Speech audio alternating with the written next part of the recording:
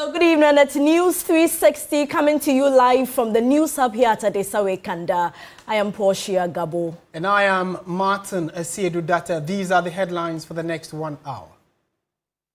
News 360 headlines is brought to you by Flamingo Paint, Pepsodent Charcoal and Pepsodent Herbal, EcoBank. Lands Minister condemns attack on Naimos task force as he calls for swift investigation after meeting Interior Minister and Speaker of Parliament. And also coming up tonight, Upper East Police Command on manhunt for unknown assailants who ambushed immigration officers in Garu Tempani, leaving one dead.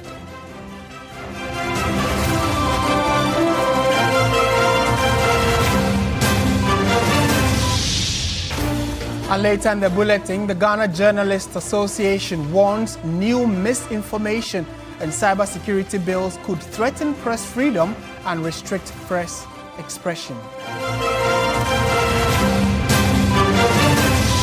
Coming up in business news ahead of the 2026 budget presentation, Food and Beverages Association of Ghana calls for scrapping of COVID-19 levy amid demands for no hike in utility tariffs.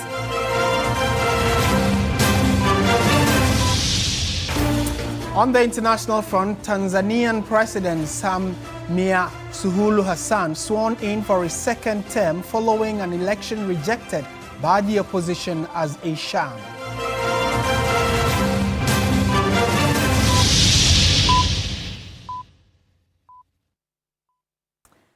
We have details of all these stories and many more coming up in the next 1 hour.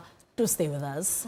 We start from issues of illegal mining, and the Minister for Lands and Natural Resources, Emmanuel Kofi-Boah, has condemned the attack on members of the National Anti-Illegal Mining Operations Secretariat, NIMOS, during an operation at Broni Krom near Shidiem in the Ahafo region.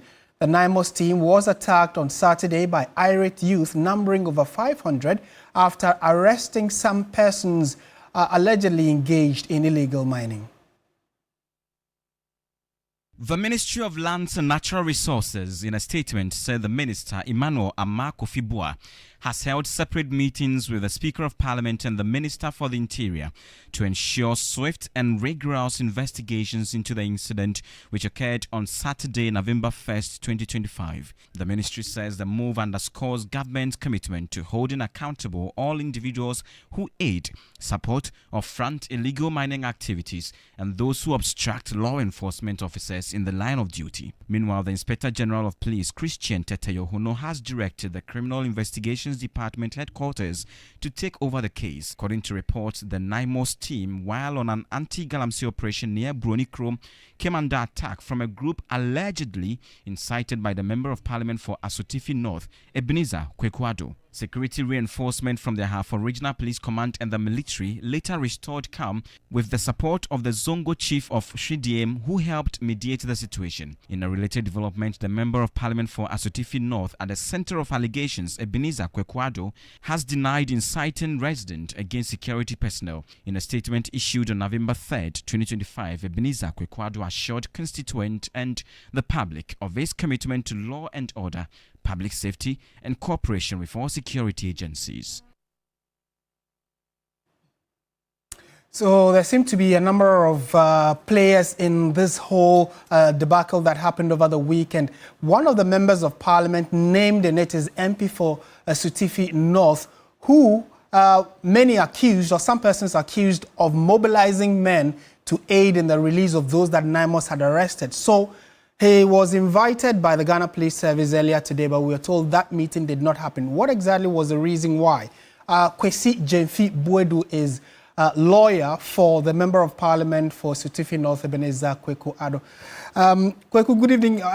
Council, good evening. Thank you for joining us on News 360. Thank you for the opportunity. What exactly was the reason why your client did not have the meeting? We were told he was supposed to have gone to the CID headquarters to assist with investigation, but it's been postponed. Why so? All right. Thank you so much once again to Ghanaians who are actually listening in. So the Minister for Asiedu-Dartey, Honorable Ebenezer Kwekuado, was readily available to avail himself for the IGP, acting hand in hand with the CID. Unfortunately, information that was passed back to us was that looking at the time, it would be best to appear on the next.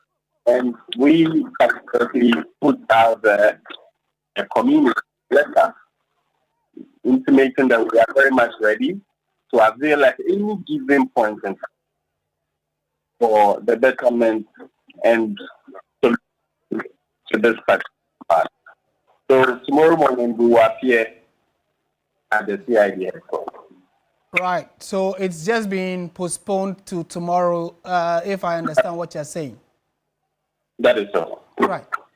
But the allegations and accusations leveled against your client is quite serious. Can you clarify what exactly his role was during this unfortunate incident at Tridium? Thank you once again. So like we've actually indicated in our letter, all that the MP sought to do just to calm the things that were happening in Tridium, which is seen as a 60 South. So there is nothing like he inciting, he's trying to obstruct security personnel whatsoever, which we believe that during the final determination of this matter, the Ghanaian population will come to. All right, Counsel, thank you for speaking to us. Kwesi Jemfi Boedu is the lawyer for the Member of Parliament for Asiedu-Dartey North, Ebenezer Kwekuado, and they will be appearing before the CID tomorrow. We'll definitely update you on how things play out. And the Member of Parliament for Asiedu-Dartey South, Collins Dauda, has been clarifying his role in the incident. He spoke on Accra-based at Sempa FM here in Accra and Except coming up, and according to him, when the calls kept coming, the Asiedu-Dartey North MP contacted me saying he was coming for a funeral in my constituency. It goes on further to say that I pleaded with him, given his position, to go and speak with the commander of the team, hoping he would be able to get a briefing. He did not initially plan to go. He only became involved because I asked him to. I did not instruct the commander to release anyone arrested. And these are the words of Collins Dauda, the MP for Asiedu-Dartey South, clarifying his role in the incident. Let's shift our attention to another disturbing story that happened over the weekend, and the Upper East Regional Police Command has confirmed the death of one immigration officer following an attack by unknown assailants. The assailants shot two immigration officers on Sunday, the 2nd of November 2025 at about 10 p.m. in Nangani, Busiande in the Garu-Timpani district. The officers were ambushed while returning to their base after conducting foot patrols. The wounded officers were rushed to the Bolgatanga Regional Hospital, where one sadly was pronounced dead. The attackers made away with two AK-47 rifles belonging to the officers. A statement from the police command says they are on a manhunt for the unknown assailants. And our Upper East Regional correspondent Castro Senyala, who's followed this story very closely, reports that the Inspector General of Police has dispatched a team of investigators and intelligence officers to Garu-Timpani to support the probe. The command assured the public that a thorough investigation is underway to unravel the crime and bring the perpetrators to justice. So on your screens, you can see excerpts of the statement from the Ghana Police Service.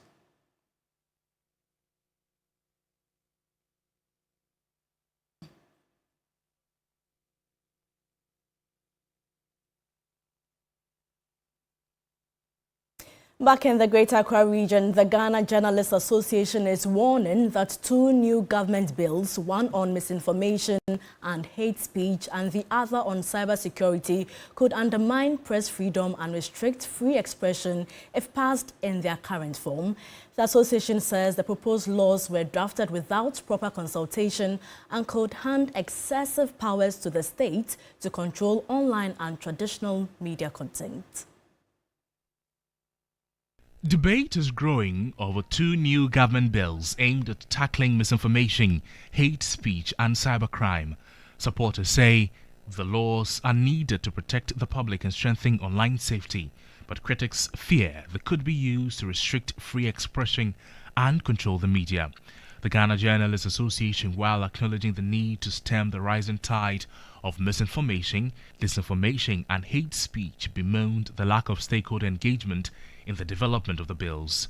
Even though the GJA acknowledges the urgent need to stem the rising tide of misinformation, disinformation and hate speech, the association firmly rejects any legislative process that excludes key stakeholders or threatens constitutionally guaranteed freedom of expression, media independence and the public's right to information. This approach raises legitimate fears that the legislation, if passed in its current form or through a rash process, could inadvertently weaponize state power against the media and silence critical voices. Even if this current government has no intention of weaponizing such legislation, a subsequent government may. The group is, among other things, demanding an extension of the deadline for submitting inputs into the bills. Touching on the Cybersecurity Amendment Bill 2025, Albert Jumfo noted the bill risks being used as a tool to undermine journalism and press freedom. Though the bill is presented as an instrument to fight cybercrime, the draft contains vaguely offenses or worded offenses. It contains vaguely worded offenses, expanded state powers, and broad enforcement tools that, without robust safeguards for us, risk being used to undermine journalism, criminalize legitimate online reporting, enable surveillance of journalists and sources, and undermine press freedom. Cursory examination of the bill. The question we posed was, do these provisions threaten or have potential to undermine journalism, freedom of expression and media freedom? And the answer is a huge yes. Let's go to the courts, shall we? Let's deal with some legal matters now. To the special prosecutor specifically, and you would recall that last week, Thursday, the 30th of October, the OSP announced that by the end of this month, November, it will charge 6 former public officers, including the former Finance Minister Ken Ofori-Atta, over their role in the Ghana Revenue Authority and Strategic Mobilization Limited contract. Now, the office has issued an update regarding the arrest of the acting head of legal at the Ghana Revenue Authority, Freeman Sabah. And in a moment, we'll take you through some of the key issues raised by the special prosecutor. And you can see it on your screen. It says, Office of the Special Prosecutor, Ghana. The office has arrested the acting head of legal at the Ghana Revenue Authority, Freeman Sabah. Mr. Sabah is under investigation for suspected corruption and corruption-related offences, as well as obstruction of justice in respect of the Ghana Revenue Authority and Strategic Mobilization Ghana Limited Revenue Assurance Contract. So that is the primary basis on which the legal or acting head of legal at the GRA has been picked up. Still on legal matters, the Court of Appeal has dismissed applications by lawyers representing the former National Signals Bureau Director Kwabena Edubuahin and his wife in one case, as well as lawyers for the former CEO of the Ghana Infrastructure Investment Fund in their Accra SkyTrain criminal trial. The applications sought to overturn the High Court rulings on further disclosures of documents. Here's a news desk report by Lord Idoasari. In the 49.1 million Ghana cedi case involving former National Signals Bureau Director Kwabena Edubuahin, defense lawyers led by Samuel Tashan Apri, the Court of Appeal, to quash the High Court's ruling which refused the application to compel the Attorney General to disclose NSB accounts spanning from 1992. They argued that the Attorney General has selectively disclosed matters bordering on national security to advance their case while omitting crucial details which necessitated their motion. A three-member panel of justices, however, held that the applicants failed to demonstrate any exceptional circumstances to warrant granting their request, which lacked merit. In a related matter involving the Accra SkyTrain criminal trial, lawyers of the first accused, Solomon Asamoah, prayed the Court of Appeal to overturn the High Court decision which dismissed the application for the prosecution to further disclose exculpatory documents. The documents contain minutes of the board and investment committee meetings between 2017 to 2021, as well as email correspondence between himself and members of the board. The court dismissed the application as lacking merit. Lord Asari, TV3 News, Accra.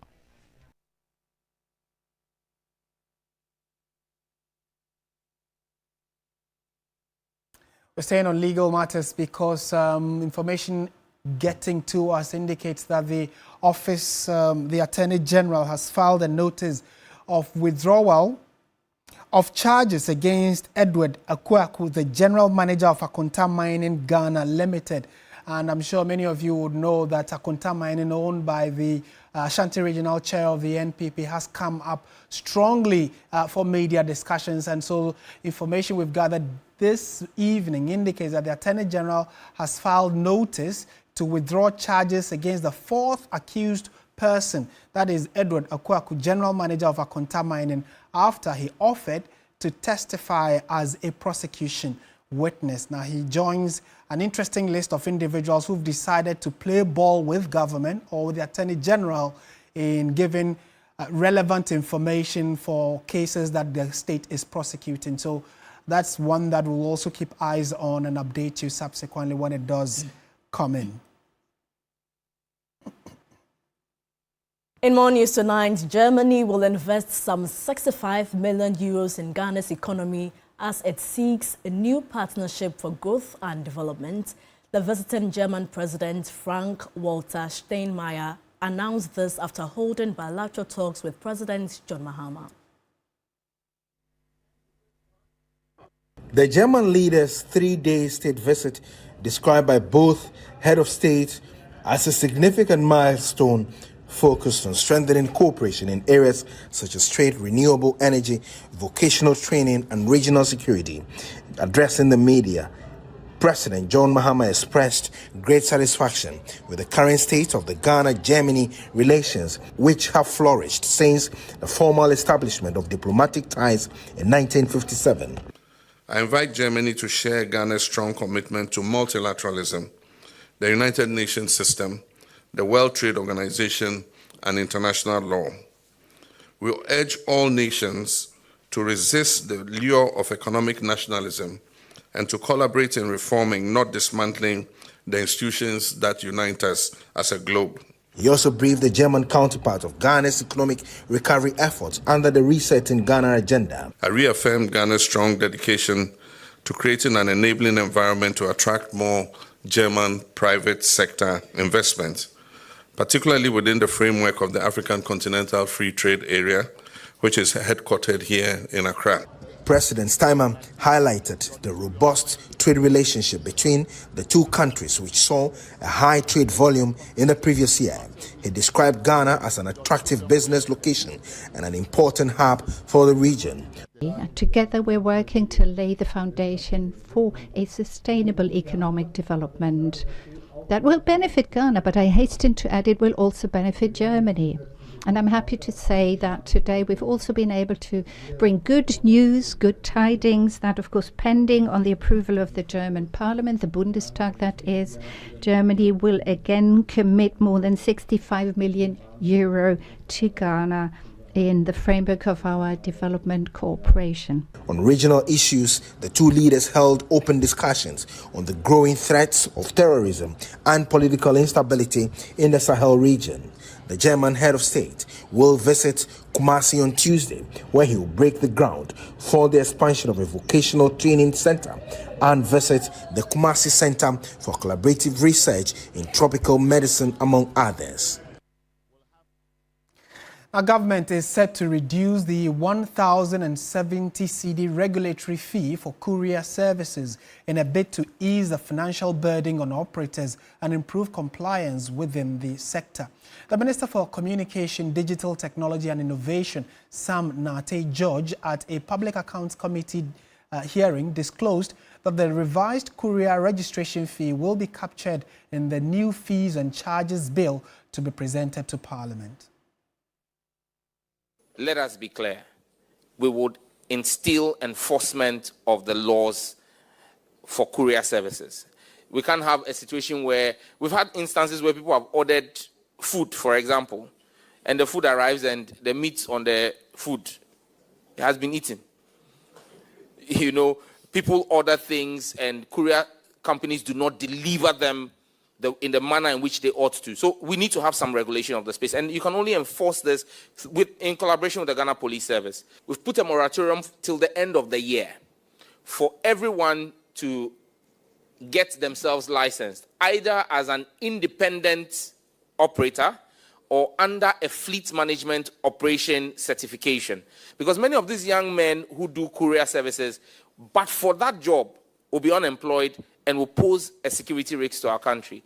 So we've spoken to them and said, instead of charging, 1,070 Ghana cedis to register in one go, we've decided that we're giving them a 50% moratorium on the 1,000 Ghana cedi to allow proper uptake. Are they under the Fees and Charges Act?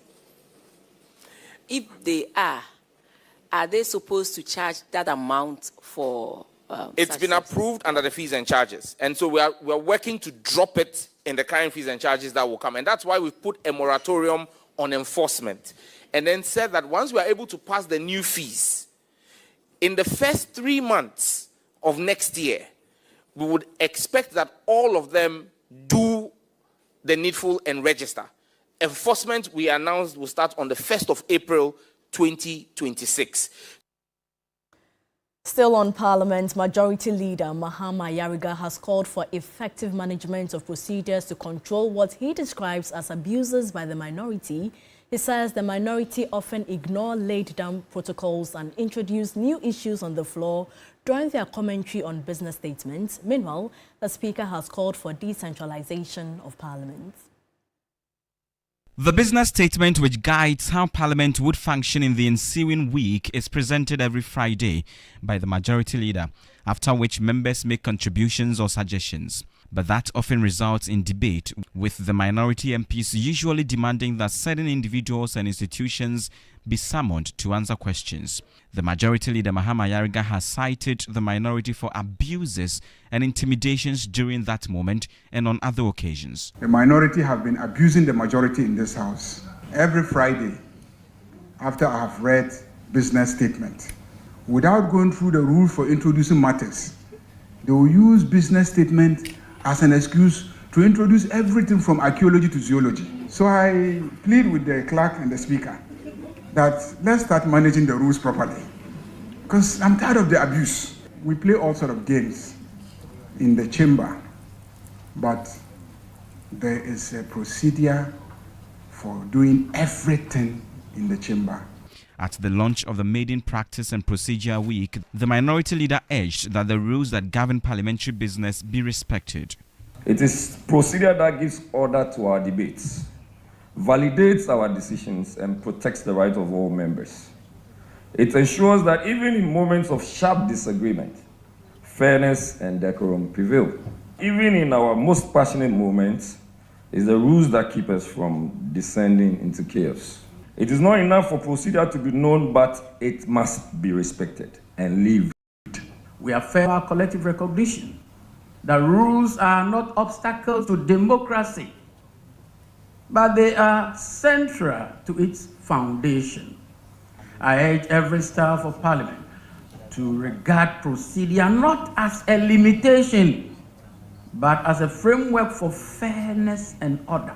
The Speaker of Parliament joined the event virtually, but he remarked that practice and procedure should not be a burden for anyone. Indeed, he is of the view that when rules are respected, Parliament becomes a house of order.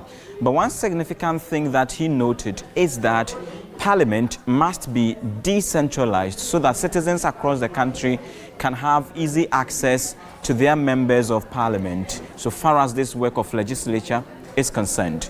Christian Yale, TV3 News, Parliament. The Police Management Board, led by the Inspector General of Police, Christian Teteyehuno, is spearheading reforms aimed at improving the welfare and professional development of junior police personnel.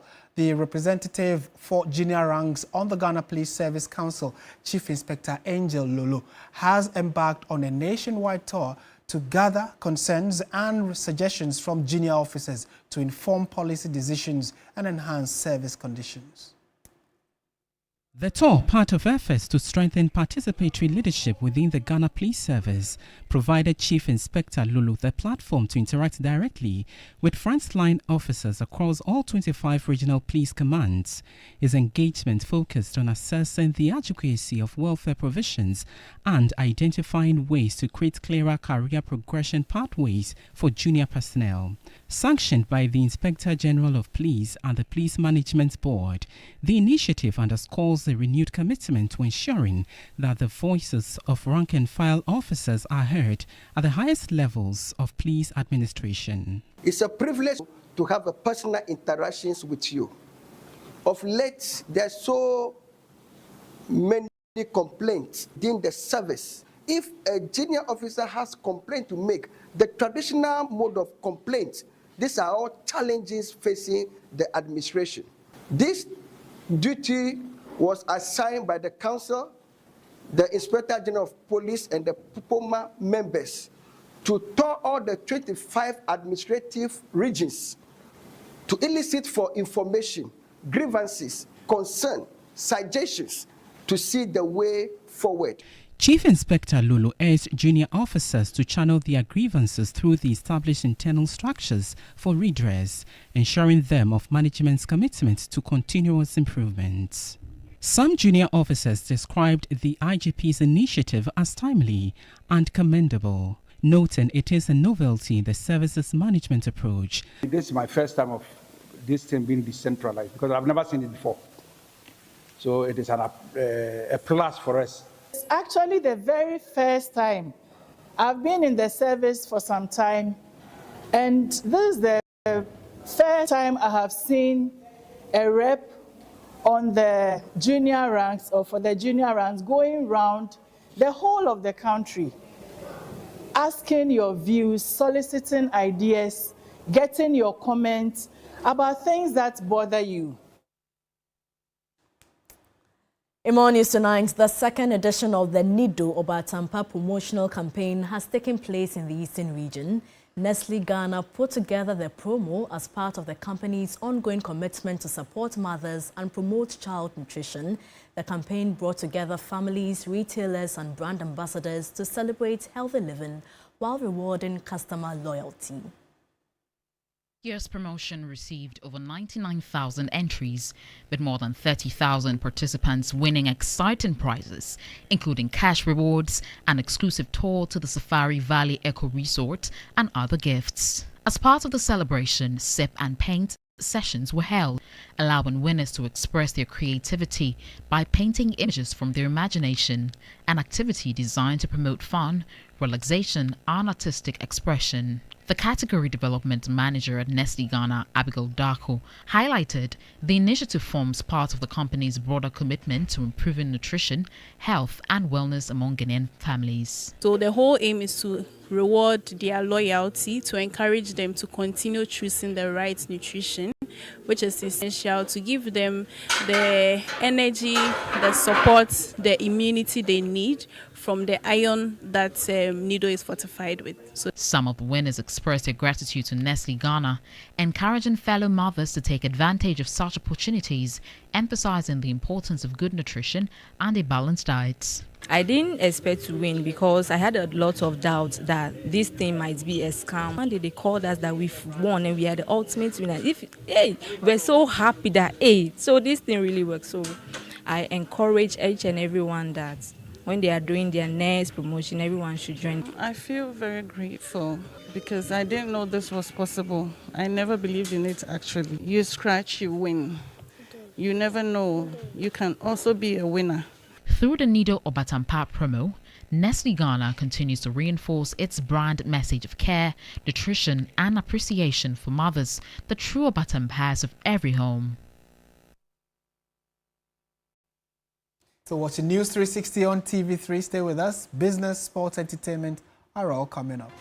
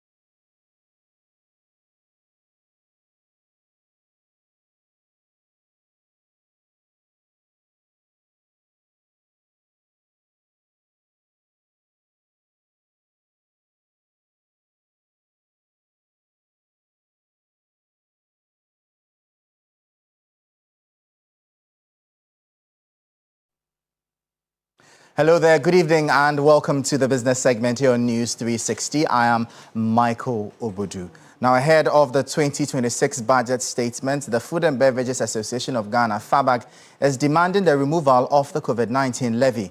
The group says the upcoming budget must deliver a comprehensive overhaul of the tax and regulatory environment to protect local industries. The association stressed that this is critical to ensure Ghana's manufacturing sector thrives and creates the jobs needed to transform the economy. The Finance Minister is expected to present the 2026 budget on 13th November, outlining the next phase of Ghana's economic direction. For the Food and Beverages Association of Ghana, the key focus of the budget must be the creation of a conducive environment for businesses to grow. We are of the view that the common budget will reflect the policies of the trade sector. It will come out with policies that will essentially promote business development. It will come out with policies that are quite friendly, policies that will enhance and push the private sector to work. FABAG, while commending government's efforts so far at stabilizing the macroeconomic situation in the country, demanded that government removes the COVID-19 levy while ensuring that no new taxes are introduced in the coming budget. As the private sector have had challenges in the last couple of years, it has suffered a lot of taxation, indeed let me say over-taxation. It has suffered a lot of exchange rate losses and basically high cost of production. So we are of the view that as the budget is going to be presented, the finance minister will develop a budget that will enable the private sector to work again. We expect that there won't be any introduction of new taxes. Economist at the Integrated Social Development Center, Professor Joseph Dito, has called on government to secure at least a 50% share in all future extractive sector contracts with foreign investors. Professor Dito argues that the current unfavorable fiscal terms in the mining and extractive sectors are the primary drivers widening economic inequality and worsening poverty levels within the very communities where mining operations are concentrated. The prominent figure at the Integrated Social Development Center, Asiedu-Dartey, argues that the current unfavorable fiscal terms in the mining and extractive sector are the primary drivers widening economic inequality and worsening poverty levels within the very communities where mining operations are concentrated. People, especially the so-called investors. We say investors and they come from outside and they do whatever they want and go. In other countries, we know that they insist on 50-50, for example, from the beginning. We must have 50% of what, at least 50% of what you are taking out. But the investors will tell us, well, we are putting in all the money and so on. So the decision or what we are saying is that if you don't agree with that, please go. Let us leave our goal there. Professor Dito's suggestion aims to restructure the revenue sharing model and ensure the state captures a more substantial portion of the profits, which can then be used to fund social programs and infrastructure in the affected rural and mining areas. One day we'll probably get the means to be able to get it. Why are we in a hurry to take it out if they are not ready to share it equitably? So, point is that we shouldn't be in a hurry to take out our extractive minerals. If somebody comes to invest, we must be able to tell them that this is what we want from it. If you agree with it, come. If you don't agree with it, please go. And government should be bold enough to do that. The Ghana National Chamber of Commerce and Industry is urging the government to prioritize access to affordable machinery and technology for local producers if it hopes to make meaningful progress with the 24-hour economy policy. Speaking at the Chamber's annual general meeting, GNCCI President Stefan Miezen welcomed the initiative but emphasized the need for competitively priced equipment to empower the private sector to scale production and generate employment. The only way we can turn our food, our natural resources, is to have the technology.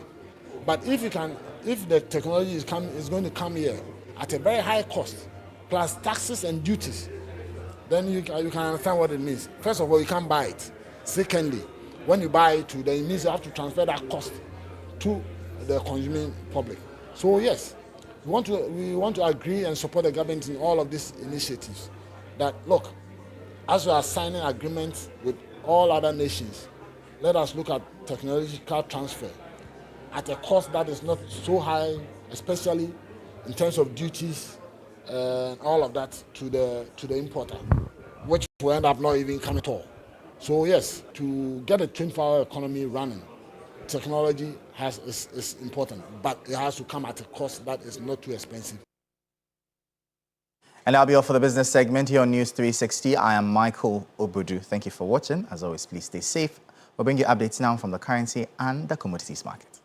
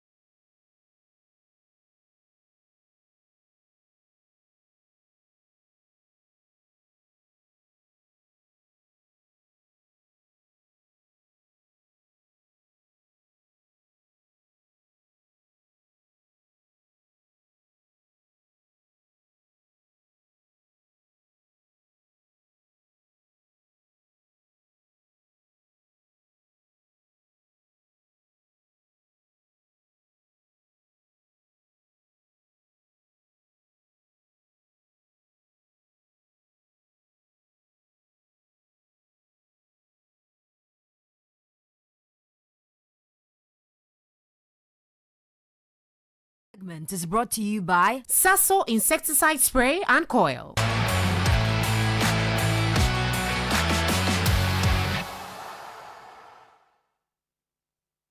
Hello, good evening, and welcome to the sports segment here on News 360. My name is Bill Ishen. Now, match day 8 of the Ghana Premier League was honored at various centres, with Hearts of Oak maintaining their unbeaten run, while Basake Holy Stars, Bichim United, and 11 Wonders battle against relegation. My colleague Mutala Yakubu wrapped up the 8th round.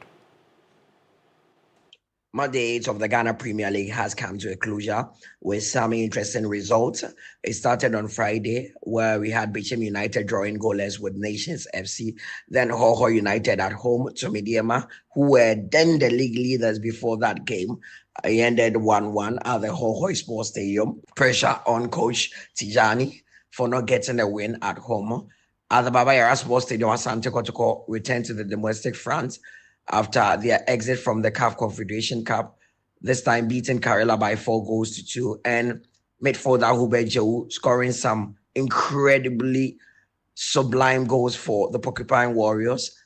And this game actually gives them a lot of confidence going into match week 9, which they will take on Hearts of Oak. For Hearts of Oak themselves, they traveled all the way to face Basake Holy Stars and got a very, very important 2-1 win to also boost their confidence ahead of the big game against Asante Kotoko. The likes of Dreams FC also picked up wins in their game.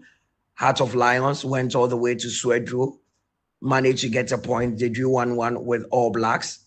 So it's been a good weekend, and this sets us up very well for match day 9. The biggest game in there will be Heart of Oak Asante Kotoko. It's a super clash. Now, the UEFA Champions League returns on Tuesday, with Real Madrid facing off with Liverpool at Anfield in match day 4. Now, Liverpool manager Arne Slot admits it will be difficult facing Real Madrid and the new manager Xabi Alonso. For me, it's hard to compare them this game with last season. I just said it already, because last season when they played here, they had many injuries. And now they haven't, and they kept a lot of the team the same. I see a lot of similarities between last season. Xabi is doing an incredible job at Madrid, but Carlo Ancelotti did the same. He won a lot. They've added a few new players, so that can always influence playing style maybe a little, but I saw last season a very good Real Madrid. And I see that now as well. So they've always been in this competition a big force. I think 15 times semi-finals in the last. I don't even know how many semi-finals or more they've played in the last few years. So very good team. But we are a very good team as well. Now let's take a look at the fixtures for match day 4 on Tuesday. Of course, we have Liverpool who will be facing Real Madrid. Napoli will be facing Eintracht Frankfurt. Slavia Prague will face Arsenal. Atletico Madrid will face Union Saint-Gilloise. Liverpool, Madrid, Tottenham versus Copenhagen, Olympiacos versus PSV, Juventus versus Sporting, PSG versus Bayern, and Bodo Glimt will be facing Monaco. That's it for the sports segment here on News 360. My name is Bill Ishen, and there's more on the bulletin after this break.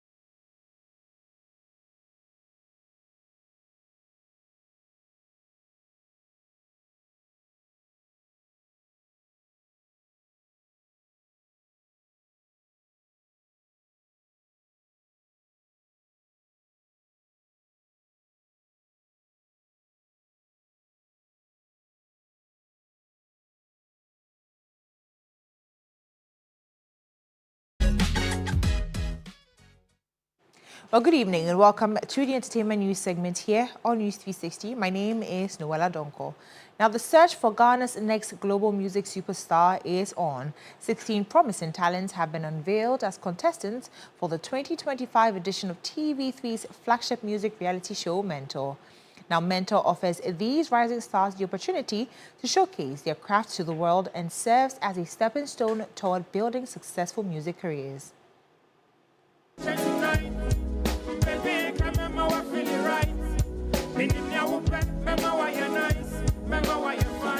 The journey to discovering Ghana's next global music icon on TV3 Mentor has officially begun.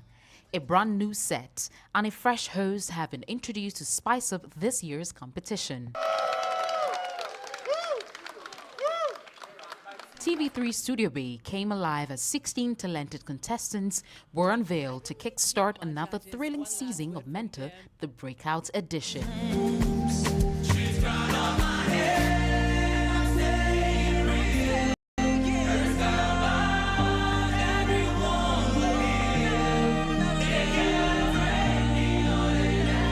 After that breathtaking opening performance, the contestants jumped straight into action with their duet performances for the night. None of them girl, them no bad. If them I know you, them no bad. No, charge one. Yeah, them no bad. If them no be you, them no bad. No matter what them do, them no bad. They say no. Hey, don't see. No. Just come on. Mentor continues to provide a powerful platform for young talents to showcase their craft to the world and serves as a perfect stepping stone to launch their music careers. You are going to have an amazing band that will help you hone your skills on how to perform on stage. You're going to have a music director that's going to help you understand how to put your craft together. A vocal coach who will help you become a better musician. Judges who will be harsh when they need to and also praise you when you are doing good. And you will have the chance to perform to a live audience every week for 13 weeks. The experience you are going to get from this is so valuable, you can't get it anywhere else. So I want you to buckle down and make sure you take full advantage of it and come out a superstar inside. Thank you. For the next 13 weeks, stay glued to TV3 every Sunday at 8 p.m. and witness electrifying performances from 16 incredible contestants as we discover the next big thing in Ghanaian music.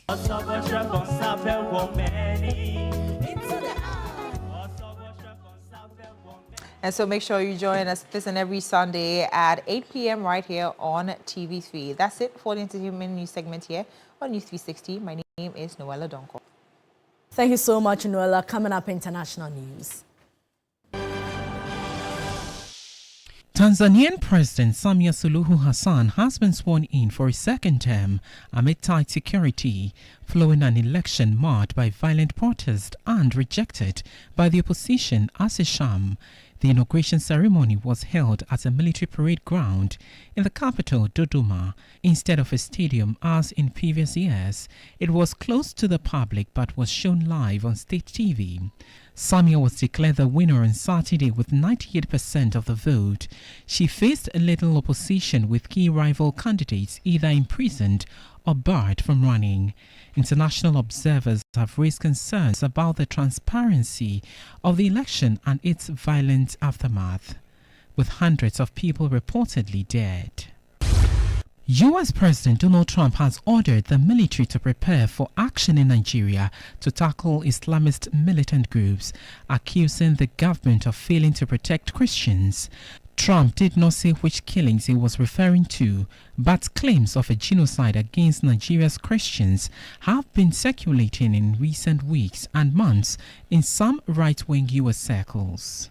Groups monitoring violence say there is no evidence to suggest that Christians are being killed more than Muslims in Nigeria, which is roughly evenly divided between followers of the two religions. An advisor to Nigeria's president told the BBC that any military action against the jihadist group should be carried out together.